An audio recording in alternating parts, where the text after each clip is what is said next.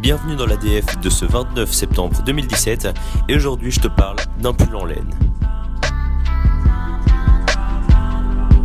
Hier je t'ai parlé de musique, aujourd'hui j'ai envie de te parler d'économie, de théorie économique et plus précisément d'Adam Smith. Donc Adam Smith, si tu vois pas qui c'est quelqu'un qui est considéré comme un des pères de l'économie moderne, c'est un Écossais et qui a écrit donc son grand livre c'est Wealth of Nations et donc il décrit le paradoxe du pull en laine et en fait ce paradoxe s'applique à un peu tous nos objets du quotidien et il dit que c'est une incroyable chance et c'est juste incroyable tout court que tous ces objets du quotidien ou que ce pull en laine se retrouvent entre nos mains aujourd'hui. Et il dit que c'est le résultat du travail d'un nombre incalculable de personnes, et voire même du travail de toute l'humanité entière. Si on voulait calculer le nombre de personnes qui ont travaillé dessus, ce serait au-delà de tout calcul possible.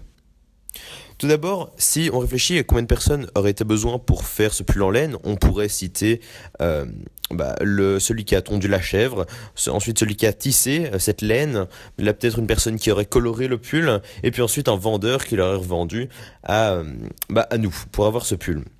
Mais dans ce cas-là, on peut aussi élargir parce qu'on oublie aussi le transport. Le transport entre chaque corps de métier a aussi demandé la contribution d'un autre artisan. Donc ce transport, on oublie cela. Et puis cette laine, elle a bien été transportée dans quelque chose, peut-être dans des bateaux. Mais il a fallu construire le bateau. Le bateau, il est fait en bois. Ça fait intervenir encore d'autres corps de métier.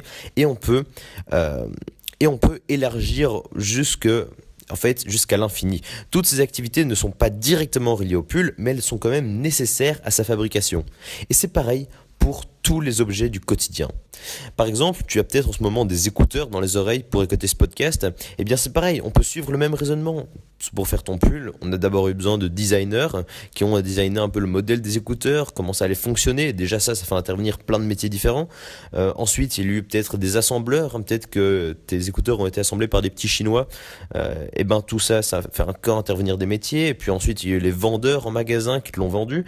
Mais il y a aussi toutes les matières premières qui ont dû être cherchées. Tout ça fait intervenir plein de corps de métiers différents encore. Il y a eu le transport, peut-être que ça a été transporté par avion. L'avion, pareil, il a fallu développer ces avions, il a fallu les construire et on peut de nouveau étendre jusqu'à l'infini. Et toute cette perspective de se dire que chaque objet qui nous revient entre les mains est le fruit d'autant de travail et d'autant de coordination entre autant de personnes, je trouve ça juste fantastique comme optique. Moi, je trouve ça passionnant. J'adore me dire ça et en fait, finalement, on peut se demander pourquoi est-ce que c'est si peu cher? Pourquoi est-ce que ça nous coûterait, pour une paire d'écouteurs, presque qu'on peut en avoir que pour 5 € alors qu'il y a autant d'expérience et de corps de métier et de contributions qui rentrent là-dedans? Moi je trouve ça passionnant. Dès que j'ai entendu parler de ça il y a quelques jours, ça m'a juste retourné le cerveau.